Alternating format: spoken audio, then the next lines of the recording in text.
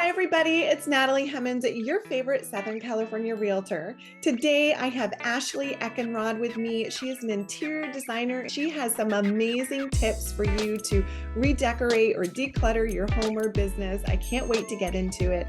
Ashley, thank you so much for joining me today. Of course. Thank you for having me. Well, Ashley, before we get into the tips, why don't you start off by telling us how you got into design and what you're working on now?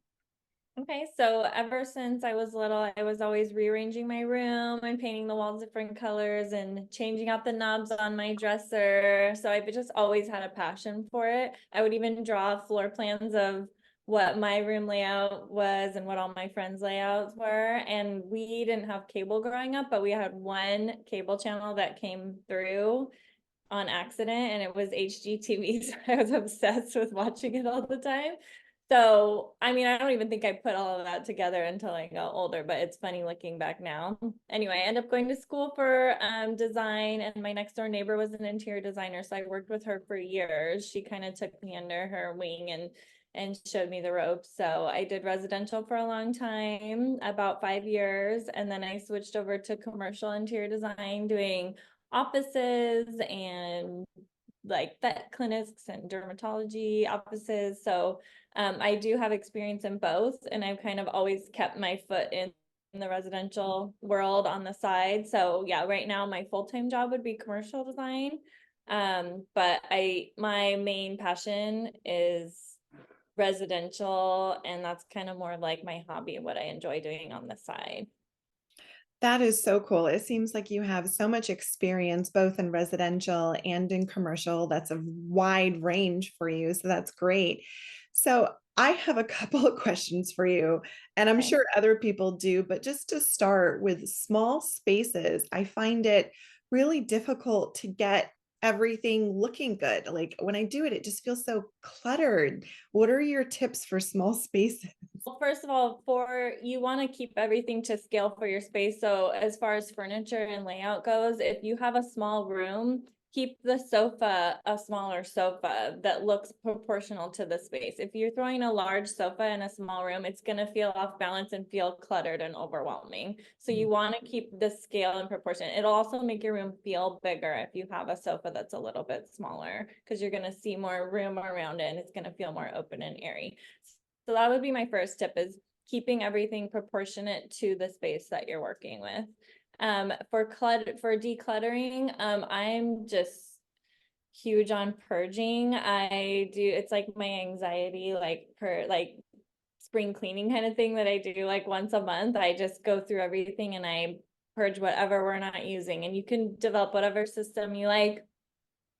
Go, hey, if I'm going to set these things to the left, and if I don't touch them for 3 months, then they're leaving, or a year, or whatever, some kind of system. And then organization, I use a lot of bins and make sure everything is going in groups together. So like if you have like cleaning supplies, make sure all of your cleaning supplies are together. I see a lot of people who just kind of like throw everything and they don't know where everything, make sure everything has a spot and that it's easy to get to. Because if it's hard to get to, you're not going to want to go get it and reach for it. You're going to end up buying another one and then putting it somewhere else, and that's causing more clutter. So make sure everything's easy to get to.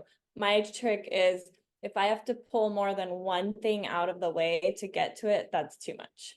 What So do you have for tips to make your kitchen look a little bit more expensive without like breaking the bank? yeah, so we actually recently just bought a house, and due to our budget, we had to do an IKEA kitchen. So we're starting off with a cheap base, right?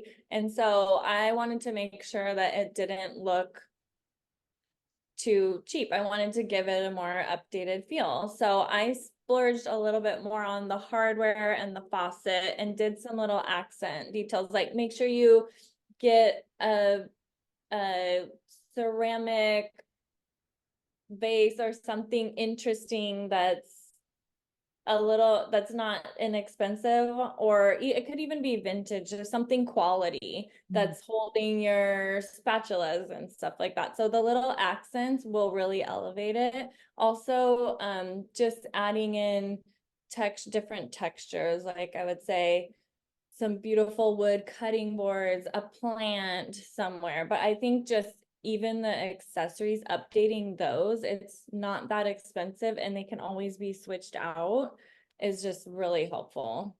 Wow, those are really good So tips. When it comes to closets, what are some of your tips to getting the organization in there to make it like look decent, but also functional?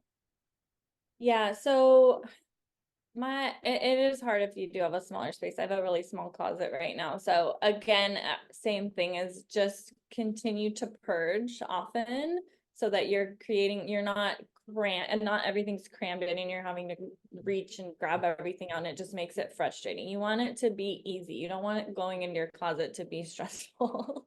So purging often. I organize my items by color and by, well, say we're doing tops. I would do all my black tops together and then I do sleeve length. So I'll do tank top to long sleeve. So definitely color coding and by length or material, whatever works for you, is helpful. Shoe racks and bins. I love a good shoe rack. I just transformed we have two tiny closets in our house. So my husband has one closet and I have the other closet. But he just had all of his shoes laying on the floor. And I'm like, you need a shoe rack. And you put it up and that gives you so much floor space. So just anything racks, go to Target, go to whatever store that has any sort of organizational things and use those. That it's going to help you so much with accessing things easier, just everything being tucked away and put back and just tidy. Great tips. Thank you so much for that. So, I have two kiddos under the age of 7. What kind of tips do you have for those parents with kiddos? Large baskets are good for all the stuffed animals because a kid can pick up a stuffed animal and just throw it in the basket and it's easy. It's not a whole ordeal. Like, okay, pull out this drawer, fold it up, put it, what, you know what I mean? So I find with kids, just whatever is going to be easy for them to do it on their own is the way to go, because then you can teach them, okay, put away your stuffed animals, and then they can just do it themselves if they're old enough, obviously. And then as far, they even have some of these really cool, like there's these for Legos. It's like this, it's a big piece of fabric and you stretch it out and it becomes a big circle. So everything's laying on it. So all you have to do is pile everything on the circle and then pull the string and it just like bags it up like that. So there's all kinds of like very easy tools. You have a big firework going by. I know it was because I did the thumbs up. Oh, okay, cool. We're celebrating the Lego trick. Yeah, so there's a lot of things out there nowadays for kids. I just think whatever's easy that a kid can do, keep it to that, because otherwise you're gonna be the one putting everything away all the time. Yeah, it's kind of where I'm at right now. Yeah.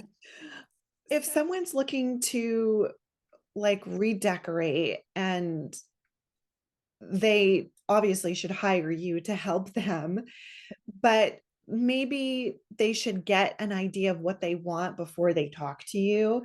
Like, Yeah. what would you suggest they do to get their inspiration? Yeah, so a lot of times when I meet with people, I ask them to go on Pinterest and just either pin a few ideas or screenshot images and email them to me. Just go through images and find things that you like. Even if you don't like a whole image and there's just something about the image that you like, or even if it's something you don't like that's helpful too, you know? So just go through and look at images, and sometimes you'll kind of see a consistency of like, okay, this is the style I keep going back to, or these are the colors I'm really drawn to.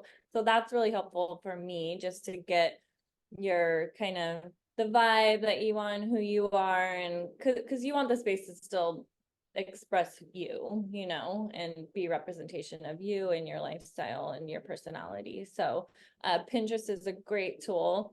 And just taking photos, even like if you go to a restaurant and you like some finishes that are in there, or the flooring or a certain detail, like take photos of the spaces around you, or even It could even be anything like a vacation that you like. I really love this photo from vacation. I want to work the room up around these colors because I want to hang this photo in there. Anything just is helpful.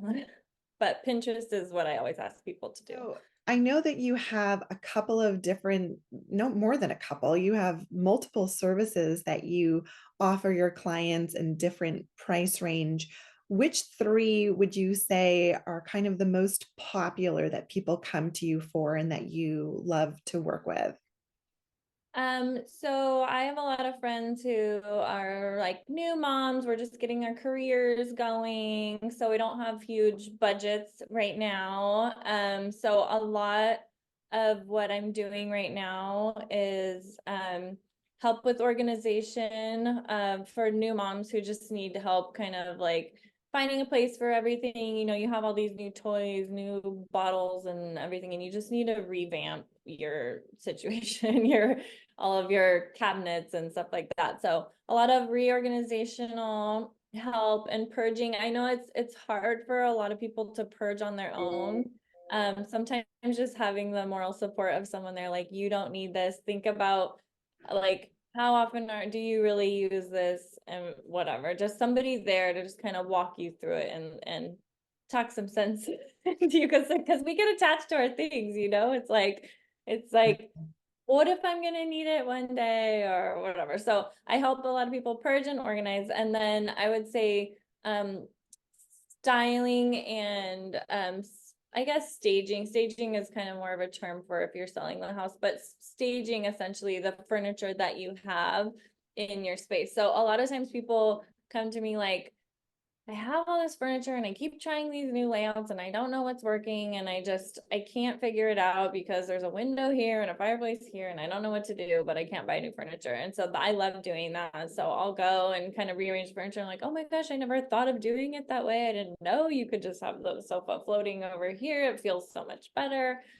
Because the layout of your furniture is huge for just the functionality of your space. I mean, you want your living space to be able to flow easily. Like, we already have a lot of stress going on. We don't need to be bumping into our table and walking around things, you know what I mean? Sometimes style people's like their accessories and their pillows. So once we get the furniture in place, I'll kind of pull stuff from around the house, like, oh, that vase in the bathroom would look better over here. Let's put this plant over here. So then another layer on to that. And then if they have the budget or want to, we can add other items like, you know, you really need a bigger rug for this space. It's gonna really dramatically change the feel and scale of what we have going on in here. And so if they have the budget, we can add in a few more pieces, rug, a console table, a new coffee table, whatever you need just to infill those little areas.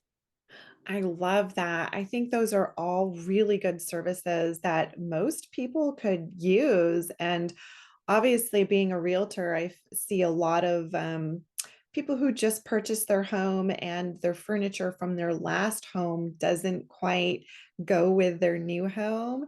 And they need to decide what to let go of and what new pieces they are. And I think that'd also be a great place for you to come in and work for them. So, Ashley, if someone wanted to reach out to you to learn more about your services or talk to you about what they're going through and what they need help with, how would they get in touch with you? I think email would be best. So it's just my first and last name and the number one at gmail.com. I'm sure we could probably put it in a link somewhere on this. Yeah. I also have a website. It's mostly just like a portfolio of projects that I've done in the past, but it's my first and last name.com, ashleyeckenrod.com. And on there under, I think on my resume, there's my email address and I don't know, maybe my phone number on there, but yeah, it has my contact information on there. Perfect. Well, I will definitely make sure to link it below, and I highly recommend using Ashley. I can't wait to go through some more of my stuff with you.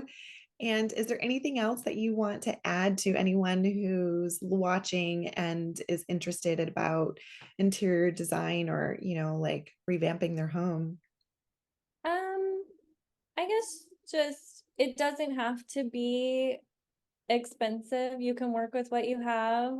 I'm willing to work with people. I love doing this. It's my favorite thing to do. I even help friends and family for free sometimes. So if you are on a low budget, we can work together. Perfect. Ashley, thank you so much for taking the time out to be with me today. And yeah, I can't wait to get this up so everybody can, dig in and use some of these tips that are so useful. Hey, well, thank you for having me.